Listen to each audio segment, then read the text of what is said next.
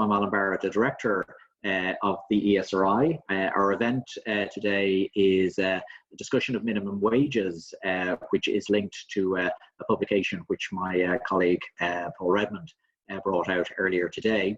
And again, as a lot of you will remember, what we always used to previously do is we'd have events in the Institute itself. Obviously, that's not possible right now, but we have moved to this sort of a webinar format, and it actually has worked pretty well. So the way we're going to do things is in a minute or two, I'll hand over to Paul, and he will talk for about 20-25 minutes. Again, going through the paper that has been published on the website today. We'll then try and take about 20 minutes for questions. Now, the way to submit questions is at the bottom of your screen. If you hover the cursor, you probably all know this by this stage, because I guess we're all getting used to using Zoom. But there's a Q&A area at the bottom there. So if you can send the questions in there, and when it comes to the end of Paul's presentation, I'll do my best to sort of gather some of those questions, kind of get the spirit of the sort of issues that are coming up, and ask the questions. So I think that's all I need to say for now. So with that, Paul, over to you. Thanks, Alan. So the title of the talk today is Minimum Wage Policy in Ireland. So let me start by just giving an overview of what I'm going to talk about. I'm going to begin with an overview of minimum wage policy in Ireland over the last 20 years. So from its introduction in 2000 up until recent policy changes in recent years. I'll then review the evidence on the labour market impact of minimum wage. And in particular, I'll draw quite heavily on a lot of the research that's emerged in recent years as part of the ESRI and Low Pay Commission joint research programme on minimum wage effects, which has been ongoing since 2016. We'll also bring in some of the international evidence as well, just to kind of put it into context. And then finally, I'm going to draw on this evidence to analyse the impact of the COVID-19 crisis on minimum wage employment in Ireland. So let me start with an overview of minimum wage policy. So a statutory minimum wage was introduced in Ireland in April 2000 in accordance with the National Minimum Wage Act. The initial rate was €5.58 per hour, which at the time in Irish pounds was £4.40 per hour. After that, you had pretty regular increases from 2000 to 2007, almost every year. So that by July 2007, the minimum wage stood at €8.65 per hour. And then you had this long period, this extended period of time, about 9 years, during which the minimum wage didn't increase. And this coincided with the Great Recession, with a pretty sharp and prolonged economic downturn. So from 2008 to 2015, there was no increase. It should be said that during this time, there was a temporary reduction in the minimum wage from €8.65 to €7.65 in 2011. It was temporary in that it only lasted for 6 months. It was reversed by the then incoming Fine Gael Labour government. So then what you had was that in 2015, the Low Pay Commission was established. And the role of the Low Pay Commission is to advise the government every year on what should be done with the minimum wage. And following recommendations from the Low Pay Commission, the minimum wage was increased from €8.65 to €9.15 per hour in January 2016. And this was the first time it was increased since 2007. So it was the first increase in about 9 years. Again, following Low Pay Commission recommendations, there were further increases in 2017, 2018, 2019, and as recent as January 2020, so that the minimum wage now stands at €10.10 per hour for an adult worker. So this table here just summarises how the minimum wage has changed over time. And as I said, it was introduced in 2000 at a rate of €5.58, pretty steady increases up until about 2007. And then you had this long period of time during which it didn't increase. You had the increase in January 2016, as I said, from €8.65 to €9.15 per hour, which was about a 6% increase, and subsequent increases every January since then. So the current rate for an adult worker is €10.10 per hour. So from 2016 to 2020, the minimum wage has increased by about 16%. Okay, now it's also worth noting that there are sub-minimum wage rates in Ireland, and again, there was a policy change recently with regard to this. So prior to 2019, you could earn a sub-minimum wage rate if you were under 18, or if you're inexperienced, in that if you're in your first or second year of employment, or if you're in some type of structured training. Now, this was changed in 2019. It was simplified really. The training rates were abolished such that now all you have is age-based rates. So if you're under 18, you can get €7.07. If you're aged 18, you get €8.08. And if you're aged 19, you get €9.09.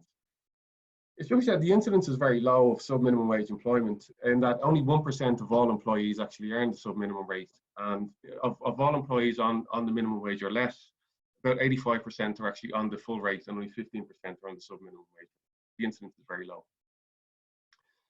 So this now, what I've done here is a useful thing that's happened in recent years is that in 2016, in Q2 of 2016, a question was added to the labour force survey, which directly asks employees whether they're on the minimum wage. And we can use this to really investigate the incidence and other aspects of minimum wage employment in Ireland. So what I've done here is I've just grouped together a couple of recent years from 2017 to 2019 to show the incidence of minimum wage employment. At the bottom of this table, you see the overall incidence is 8%. So about 8% of all employees in Ireland are on the minimum wage. What you find is there's a lot of regional or sectoral variation. It varies quite a lot. And there are two sectors in particular that are very important for minimum wage employment in Ireland. Those are the retail and the accommodation and food sector. So in retail, you have 20% of all retail employees are on the minimum wage. And for accommodation and food, 30% of all employees are on the minimum wage. So these two sectors alone, they actually make up, so more than half of all minimum wage employees in Ireland are actually located within the retail and the accommodation and food sector. They're very important in terms of minimum wage employment in this country. We can also look at the characteristics of minimum wage employees. So who are the minimum wage employees? So in terms of gender, minimum wage employees are more likely to be women. So about 50% are female and 45% are male. In terms of age, they're more likely to be young, in that half of all minimum wage employees are aged 15 to 24, whereas if you look at all employees in Ireland, just 10% of employees are in this age bracket. Minimum wage employees also work fewer hours and are more likely to be part-time. So 60% of minimum wage employees work part-time. If you're looking at the labour market in general, this is just 20%. So in summary, they're more likely to be women, they tend to be young, and they tend to work fewer hours and work part-time. I'm going to move on now to the evidence on the impact of minimum wage. And as I said, I'm going to draw a lot on the recent body of work that's emerged from 2016 on as part of the ESRI Low Pay Commission research programme. Let me start with the employment effects. So when you're increasing the minimum wage, I mean, the idea generally is to protect us or to help as many low paid workers as possible without causing adverse employment effects. And this is kind of set out even by the Irish Low Pay Commission. This is kind of their statement on their website. When we talk about adverse employment effects, really what we're talking about is the worry might be that if you increase the minimum wage, you could lead to workers losing their jobs, or you might lead to workers experience a reduction in their hours worked. Internationally, the literature is actually mixed in that some studies, some recent work find reduced employment or hours associated with minimum wage increases, but there are also a whole bunch of other studies that actually find no effects in terms of hours or employment. With regard to Ireland, so my ESRI colleague, Seamus McGuinness, and I, we have a paper where we look at the employment effects of the 2016 minimum wage increase, which, as I said before, it increased by about 6%. Now, what we found was that we didn't find any evidence of job losses associated with this increase. We did, however, find some evidence of a reduction in hours.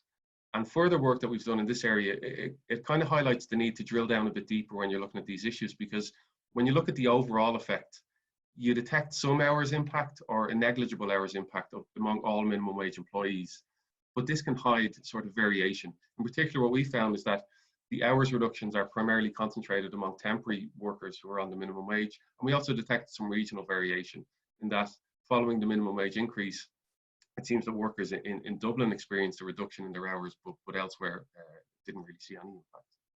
There's also a paper that studied the introduction of the minimum wage in 2000, and again, there's really little impact on employment. So taken together, the Irish evidence suggests that increases to the minimum wage have really little impact in terms of employment and the probability of losing your job, but some impact in terms of hours worked. We also, an important question when you're talking about minimum wage policy is the impact on inequality. So we have a recent paper, again, with my ESRI colleagues, Seamus McGuinness and Karina Durley, where we look at the effect of an increase in the minimum wage on wage inequality. And, you know, you may expect it to impact wage inequality because by definition, it's going to boost the wages of the lowest paid workers in the economy. And what we found that the 2016 minimum wage increase was associated with a reduction in wage inequality. And we measure this by the P90, P10 ratio. And what this is the P90, P10 ratio is basically you look at the high paid workers in your economy, those whose wages are in up the top of the wage distribution in the 90th percentile, and you compare those to the wages of the low paid workers in the 10th percentile. And by this measure, we found that wage inequality reduced by 8%. So it was quite a big reduction. We also detected wage spillovers that go beyond the minimum wage. Now, what we mean by that is when you increase the minimum wage, you would expect minimum wage workers to experience a wage rise because legally they have to. But we also detected wage spillovers for employees who earned above the minimum wage. So their wages also went up to about $11.50 per hour. Now, you might ask, well, why is this the case? Because there's no legal obligation for wages to go up for employees earning above the minimum wage. And there's some literature on this internationally. And what seems to matter is the employee's relative standing in the wage distribution. So, for example, if I'm earning €10 an hour and my co-worker earns €9.50 per hour, if their wages go up, I'll want a wage increase as well to preserve this kind of differential. We detected that sort of wage spillover, and it's actually consistent with some evidence for the UK by Butcher and others in 2012. They find that these wage spillovers were present in the UK as well. There's also this paper by Halton and O'Neill, and they actually highlight the importance of minimum wage and stopping wage inequality increasing during a recession. So in that paper, they look at wage inequality across the business cycle in Ireland. And they highlight that the fact that we had a minimum wage during the Great Recession, that prevented the lowest wage workers from having their wages cut, and it stopped wage inequality from perhaps increasing to levels that it may otherwise have gone to. So so minimum wages have an impact on wage inequality. We also are concerned with poverty and income inequality. So in terms of poverty, we have this paper with my ESRI colleagues in 2017. And what we found in that paper was that 17% of minimum wage employees are at risk of poverty. And what we mean by at risk of poverty is that if your household income is below 60% of median income. This compares to just 3.3% of non-minimum wage employees who are at risk of poverty. So there is this difference. But an important point to note here is that while 17% are at risk of poverty, the vast majority aren't at risk of poverty as defined by this measure. So while 17% are at risk of poverty of minimum wage employees, that means that 83% aren't. And in that regard, the minimum wage has been described as a sort of a blunt tool for tackling poverty. Because when you raise the minimum wage, you will impact poverty in some regard, but the fact that you're targeting people who aren't at risk of poverty, that's what makes it kind of perhaps a blunt tool in that regard. Related to this, again, as part of the paper where I showed you previously, we looked at wage inequality. In this paper, we also looked at the impact on household income inequality associated with the 2016 increase. And we found, while we did find a strong impact on wage inequality, we found the impact on household income inequality is quite low. Now that might sound conflicting and you might be wondering, well, why is that the case? I'm going to show you a graph in a second now that should help explain it. But just before that, it's useful just to kind of think about an example, because you could have a scenario, let's say, where you have somebody who's perhaps in education, a young person in education, working part-time, very few hours per week, and maybe they live with their parents who are quite well paid. Now, if the minimum wage goes up for that person, the person who's on the minimum wage, the young person, they will notice it in their pay packet. Their wages will go up, so it has an impact on their wages. But in terms of the impact on the overall income of the household, it's going to be negligible. So this is the point. In this graph, so just to explain it a bit further, what this graph shows is, it shows how minimum wage workers in Ireland are distributed across the household income distribution. Now, what you can see is that it's not really the case that minimum wage employees are all located in very low income households. In fact, you have quite a lot of minimum wage employees who are in very high income households. So just by looking at this, you can say that about 16 or 17% of minimum wage employees in Ireland are in households where income is above €80,000. And you have about 10% in households above €100,000. So the point is that minimum wage workers are located right across the household income distribution. So therefore, when you increase the minimum wage, it's going to have a negligible, compared to wage inequality, it'll have a more limited impact on income inequality. Okay, the final two pieces of evidence I'm going to look at are labour market transitions and minimum wage compliance. So in terms of labour market transitions, we did some work in this recently where we looked at, we basically followed minimum wage or low paid workers over time, over a 9-month period in Ireland. And what we found was that minimum wage, so the idea, I guess I should say here, is that when you're looking at transitions, you want to kind of tease out whether minimum wage employment tends to be a long-term state or whether it's more a stepping stone to higher pay.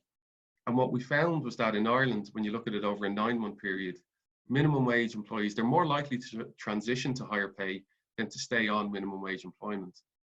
That being said, there are still quite a few employees who tend to be on the, who appear to be on the minimum wage for a longer term period. But in general, it seems to be more of a stepping stone to higher pay. We also found that, again, that being said, we also found that minimum wage employees, they're far more likely to transition to unemployment or inactivity compared to higher paid employees. So for example, if you look at minimum wage employees compared to, let's say, the highest paid workers in the economy, you find that minimum wage employees, they're about 10 percentage points more likely to move from employment into inactivity or into unemployment. Okay, so the final thing in terms of the evidence, the final piece of evidence I'm going to just mention relates to minimum wage compliance or non-compliance. Non-compliance with minimum wage legislation, I mean, by definition, it's really difficult to look at because employers generally won't report non-compliance. But we look at this using the recent labour force survey question that was added, because the good thing about that question is that it asks employees whether they earn the minimum wage or less. And if they earn less, it delves a bit deeper and it asks, well, why are you earning less? Like, what are the reasons? So from that, we try and estimate how much of sub-minimum wage employment is perhaps due to non-compliance. And what we do is our best estimate indicates that about 5.6% of minimum wage workers are paid below the minimum wage for reasons other than those permitted under legislation. So it seems in general compliance seems to be reasonably high at about 95, 94%. Okay, so that's what I'm going to do now. Is I'm going to take what we've seen so far in terms of, you know, statistics relating to the incidents and the evidence on minimum, what we know about minimum wage employment in Ireland, and I'm going to try and look at and discuss the potential implications of the COVID-19 crisis for minimum wage employment in this country. So what we've seen recently in the last weeks and months, there have been widespread business closures in particularly in the retail sector and the accommodation and food sector in response to the public health measures that have been taken for the COVID-19 crisis. What I've shown earlier on is that these sectors alone, these employ more than half of all minimum wage employees in Ireland. So they're really important sectors for minimum wage employment. So therefore, low paid workers are going to be disproportionately impacted by job losses in these sectors. This is consistent with very recent evidence actually that came out this week, Byrne and others. It's a central bank letter where they show as well that the people on pandemic unemployment payments, they're more likely to be young and they're more likely to be in lower income deciles and quintiles. So the low paid workers are really going to be disproportionately impacted by these types of job losses. To get a further bit of detail on the employees that may be impacted, what I've done here is I've just looked at the characteristics of employees across these two sectors, as well as comparing with other employees. And for each sector, I look at all employees and then the subset of employees who are on the minimum wage. So let me explain.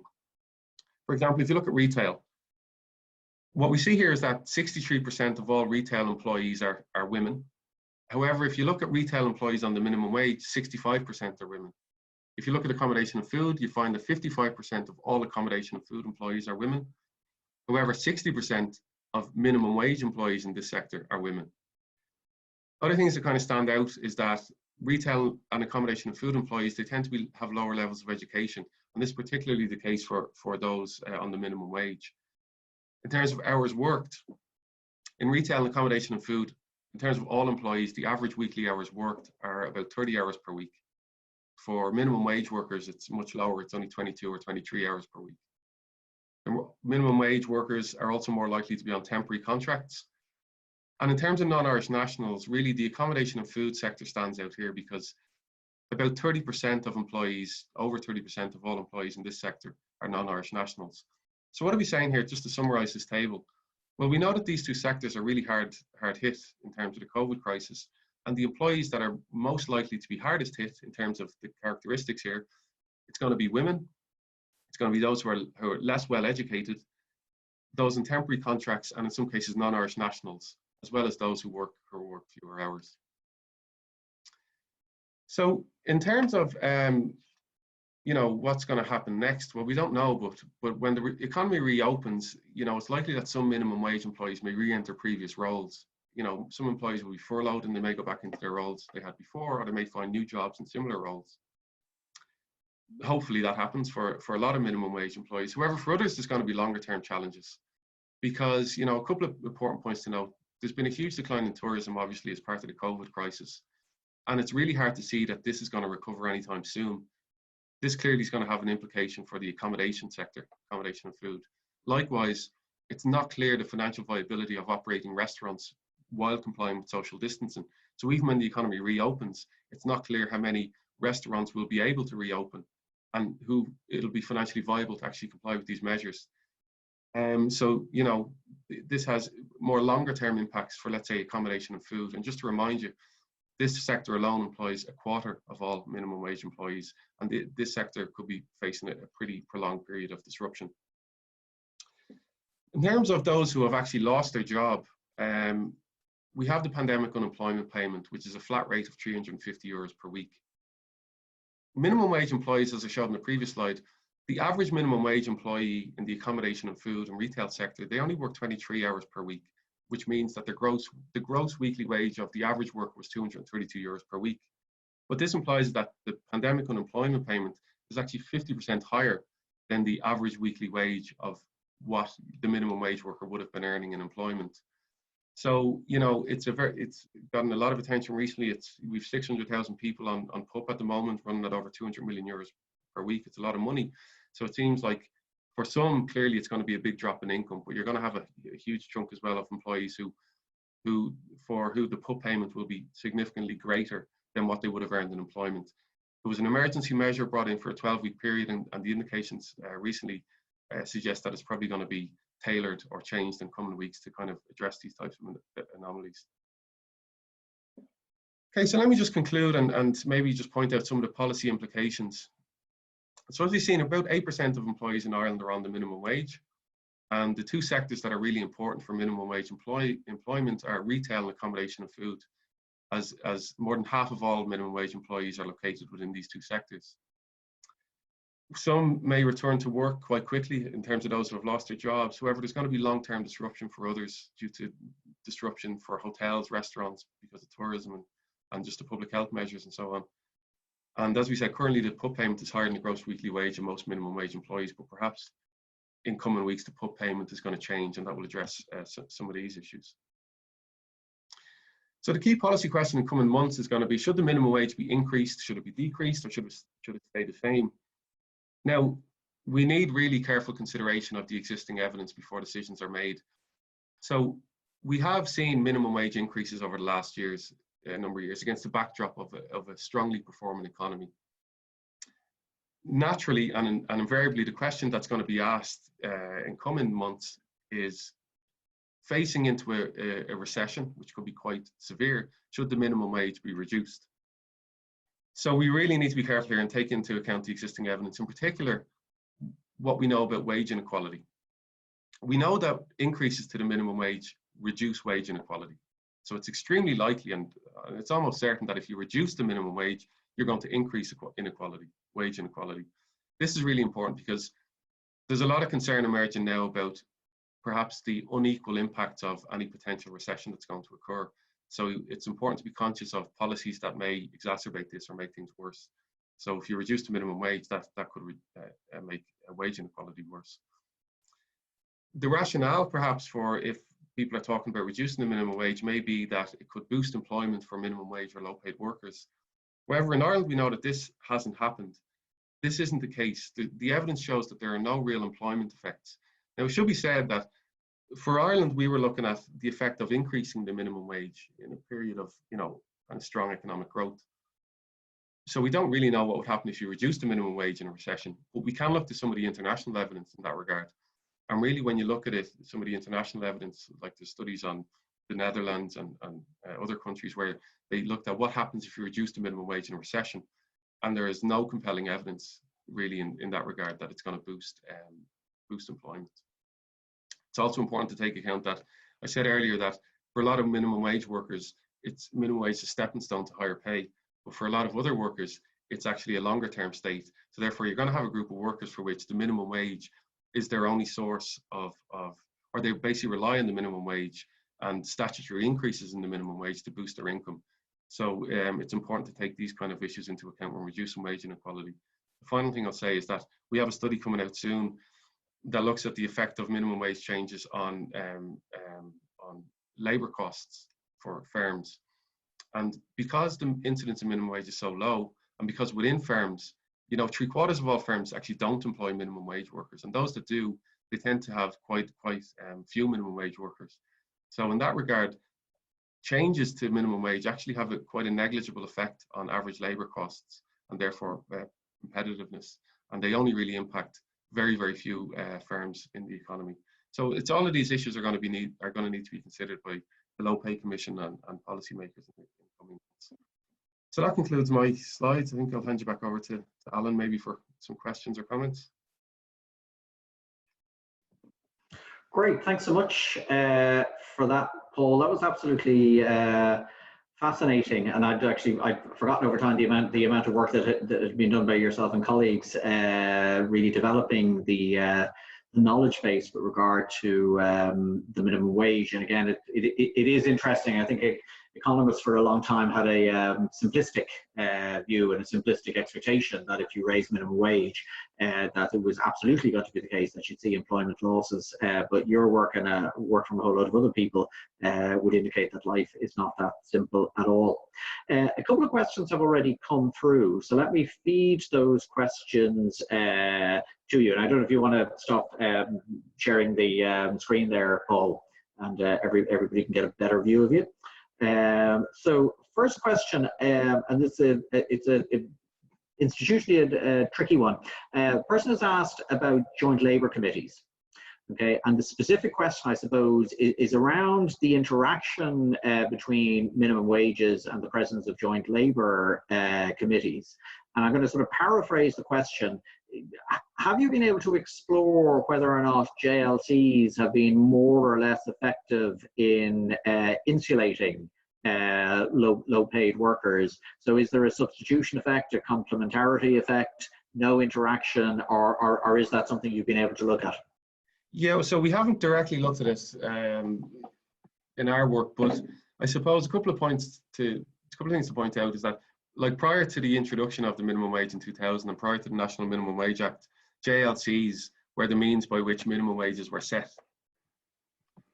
In general, it wasn't seen as a very effective way of having a minimum wage because you had these industry-specific JLCs, and what was happening was that most workers weren't covered, and wages tended to be low, and enforcement was weak with the JLCs. Now you have JLCs, I think, in terms of the security workers. We haven't looked at it yet. We don't know how they interact, but I think there are two. I could be mistaken. I think that currently there are two JLCs, security and perhaps contract cleaning, but it's not something that we've looked at directly. Okay, I mean, the questioner mentions hotels specifically, but if it's not something you've looked at, I won't push you on it. The next, actually, another very interesting question. It's the issue of regional impacts. And again, I don't know if this is something that you've been able to get a handle on or not, but I know, you know, we always talk about a labour market, but of course, you know, conditions are likely to vary quite considerably over the country. So have you been able to look at regional impacts? Yeah, so we have evidence on regional impacts. So in particular, what we did was we have a paper where we look at the regional, whether there was disparities in terms of the employment effects across regions. What we found was that, well, we detected no evidence of job loss. We found some hours effects, and what we found was that it was the 2018 minimum wage increase that we looked at, and we found that there was an hours response in Dublin, but only really in Dublin, in that minimum wage employees in Dublin seem to have experienced a reduction in the hours worked. Now, while we don't exactly know why this happens, we can look to some of the international work and somebody else to try and explain it. And there's work for Japan, actually, that looks at these regional disparities, and they try and, again, like Ireland, they detect these regional effects. And what they say is that, you know, labour markets can vary across regions. And really what matters when you're talking about employment effects, is whether you're talking about a competitive labour market or a monopsony. And what I mean by that is, how much market power do employers have? And if this can vary, if this varies across regions, then this can explain the regional effects. Now, for example, in Dublin, you know, if the Dublin labour market is in some way different to other regions, if it's perhaps resembles more of a competitive labour market, whereas in other regions, perhaps in rural areas, you have more of a monopsony market where there's, let's say, fewer employers and there's more market power. This could explain it. We don't know for sure, but that could explain it. The other interesting thing to note about the regional effects is that we detected these kind of, let's say, these Dublin versus other regions, where you have this Dublin effect, but you don't have effects in other regions. There was a paper commissioned by the UK Low Pay Commission. They actually found something that was very, very similar to what we found. They looked at the employment effects of an increase in the UK minimum wage. And what they found was that they found a reduction in hours in London, but not elsewhere. So my point is that we have a theoretical justification for why you may expect regional variation, in that it could be due to just, you know, labour markets vary by region. Well, that's what we could suggest that that's the case, but we don't know for certain if that's driving these regions. Okay, and just to clarify there, Paul, I suppose intuitively before you answer the question, I might have had it in my head that minimum wages might have had more an effect in rural labour markets. I don't know, I had some sort of sense in my head about, you know, fragility or whatever like that of those labour markets. But what you've sort of said there is that to the extent that minimum wages had any negative impact on hours, it was Dublin and London.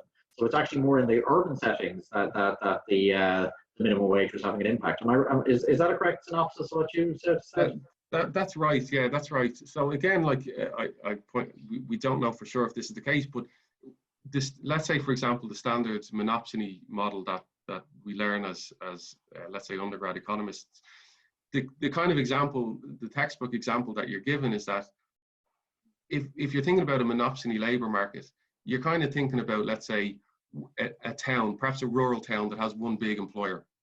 Now, in that type of setting, when you have employers that have, let's say, a higher degree of market power, when you increase the minimum wage in that type of setting, you don't really see employment effects. In fact, you can see the opposite to what you might expect.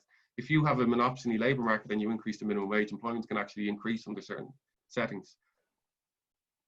This contrasts to a perfectly competitive labour market where you have tons of employers all doing similar kind of work.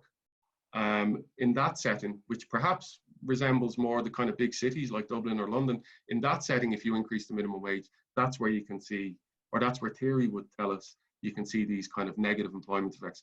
And in that regard, the regional variation in Ireland and the UK, and in fact in Japan actually as well, kind of corresponds to that type of model.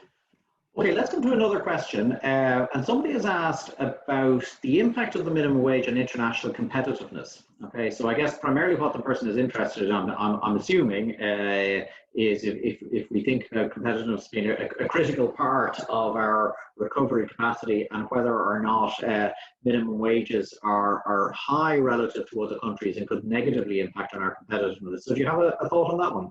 Yeah, so a couple of points on that. So in terms of, first of all, in terms of an international comparison, if you look at like just the raw numbers in terms of the nominal minimum wages, you see that Ireland has a high minimum wage.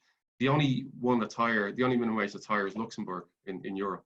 But if you look at the purchasing power parity adjustment, so if you adjust for let's say cost of living, for example, then there are several other countries that have higher minimum wages than us. Germany, France, Luxembourg, Belgium, a couple of others, in fact.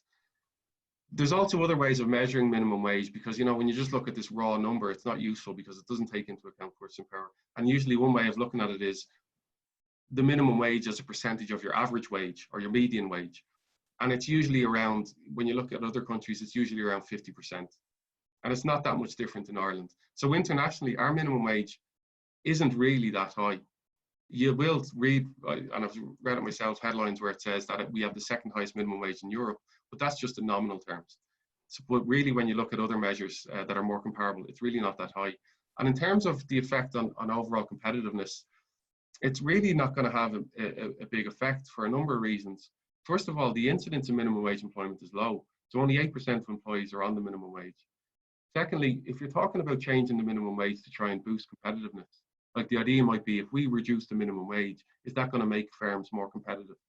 And is it going to have a big impact on their labor costs? And the answer is that really it doesn't. Like it will for firms who have really high numbers of minimum wage workers, but for the overall economy, the effect is really negligible. So we have a paper coming out on this where we look at the impact of an increase in the minimum wage on average labor costs. And really what we found is that when the minimum wage was increased, firms that employ minimum wage workers, they really didn't see an increase in their labor cost that was above or beyond firms that had no minimum wage workers. And again, the reason is that, you know, well, for a start, only 25%, a quarter of firms employ at least one minimum wage worker. But even within these firms, you know, most of them employ very few, so less than 10% of their workforce is on the minimum wage. And coupled with that, this subset of people who are on the minimum wage, they tend to work fewer hours than the higher paid workers. So therefore, when you make changes to the minimum wage, the overall effect on labor costs is negligible. We found that the only firms that really experienced an increase in their average labor cost above and beyond what was seen elsewhere were those firms who had more than 50%, more than half of their workforce on the minimum wage. In terms of the overall economy, these are less than 3% of all firms. So the impact on competitiveness, I think, is going to be very, very small. Okay, a range of interesting questions coming in, so I'll try and get through them quickly, and then I'll maybe ask you to speed up in terms of the responses. But interesting question here, okay, which I'm trying to get my head around myself. But the basic idea is, do we expect to see the number of minimum wage workers rising during the recession? And here's the two possible channels, okay? One is, could it be the case that people, when they're being rehired into the labour force, will be hired at a minimum wage? These would have been jobs that, you know, previously may have had higher wages, but minimum wage will be applied. Or could it be the case too that people will have wages cut? Okay, whereby in a sense, if wages are being cut, they would be cut, like the minimum wage essentially imposes a floor. So that's a question then of downward rigidity or flexibility or whatever. So some reflections on that, where the number of minimum wage workers is likely to go in the context of recession. Yeah, I was discussing this actually yesterday with a couple of colleagues, and I mean the short answer is we don't know. We can speculate, but we don't know, because you have these two competing effects.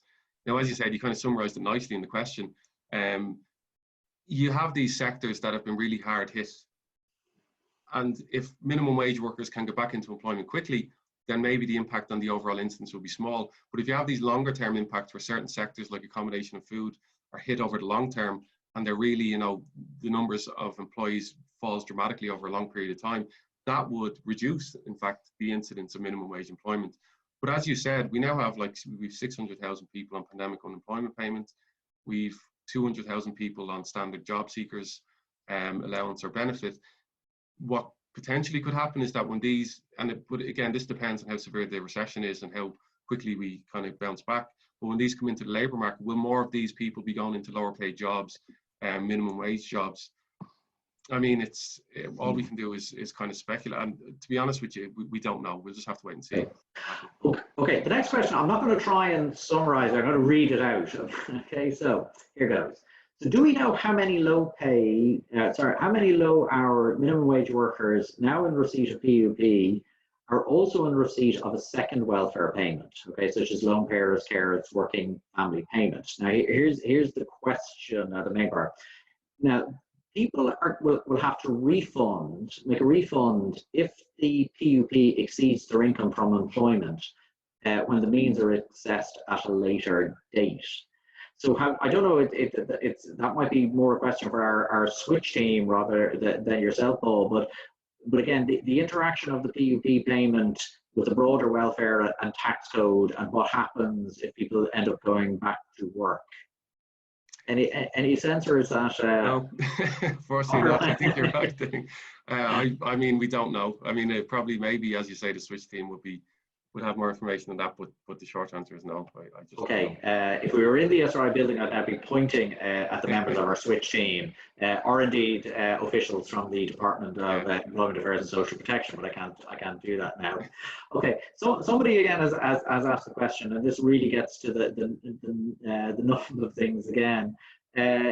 I mean, isn't it the case that we know the hardest hit areas like tourism and hospitality are more oriented towards minimum wage workers?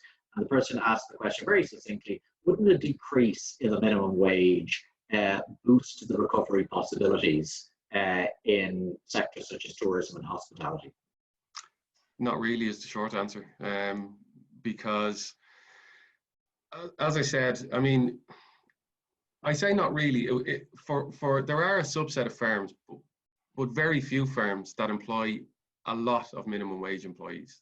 Okay, so if you reduce the minimum wage, then it is true for those firms that it is going to impact their average labour cost, and it probably would, you know, increase competitiveness and so on, and help them in that regard. But as I said, you have to look at the evidence in terms of how many people are actually on the minimum wage, and like the key question here is what's the intensity of minimum wage employment within firms?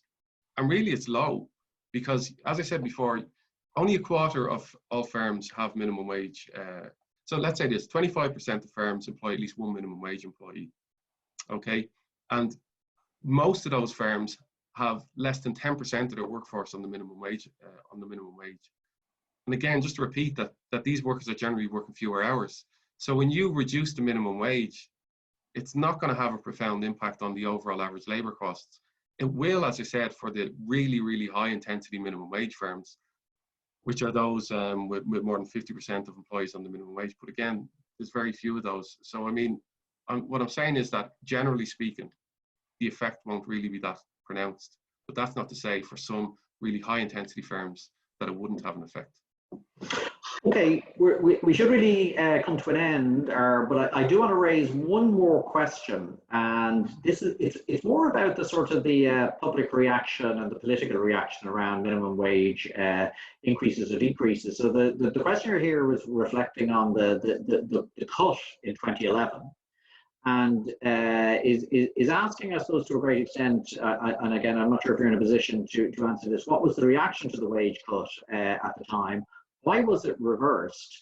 But if you don't know the specifics of that, I suppose the question would be, can you speculate at all on the politics of the minimum wage in the next 6 to 9 months? Yeah, so I mean, the reason it was reversed, there was a lot of political pressure to reverse it. It was an unpopular decision that was made. But to be fair, I mean, this was a time when the Troika was involved as well. Now, what you had the incoming Fine Gael and Labour government. And there was a lot of pressure, and that formed a major part of the platform, is that when they entered government, they were going to reverse this cut, which was seen as really unfair. I mean, it was seen as targeting the lowest paid workers in society. So politically, it's really not feasible in some regards to be cutting the minimum wage. And you know, it's interesting enough, even in you know, in recent weeks, we've all read discussions about, you know, potential Fianna Fáil and Fine Gael government, and the discussions have evolved around actually increasing the minimum wage. There's been a lot of talk of having a living wage.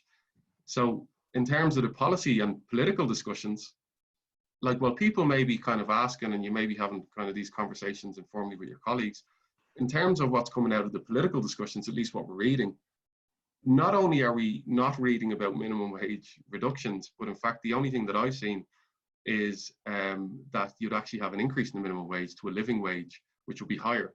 So in terms of the political feasibility or the political will to reduce the minimum wage, my view is that perhaps it's unlikely. Okay, that's actually interesting, because we did have one more question which asked the question, was there a case for raising the minimum wage in the context of the recession? So we've had questions about reducing it and questions about increasing it. So I think you've dealt with them all actually very, very well, Paul. So yeah, I think we said we'd sort of do 40 minutes, 45 minutes. So I think we should probably, there are a number of other questions. If there are people on the you know, at the conference, I'm sure Paul would be happy to deal with questions. Easy for me to say that, of course, but I'm sure he'd be happy to take emails later in the day. So apologies if I didn't get around to your specific question. Maybe if you just email Paul later, and I'm sure he'd be very happy to get to that. So sincere thanks to you, Paul, both for producing the paper and for the work over the last few years of bringing all the evidence together. Thanks for doing a very nice presentation then and dealing with questions. And again, thanks to everybody who joined us on the webinar today. Again, expectation that we'll carry on doing things in this way. So we miss not seeing you all at the ESRI, but it's great to stay connected through this format. So with that, I'll say goodbye and wish everybody well and stay safe. Bye-bye.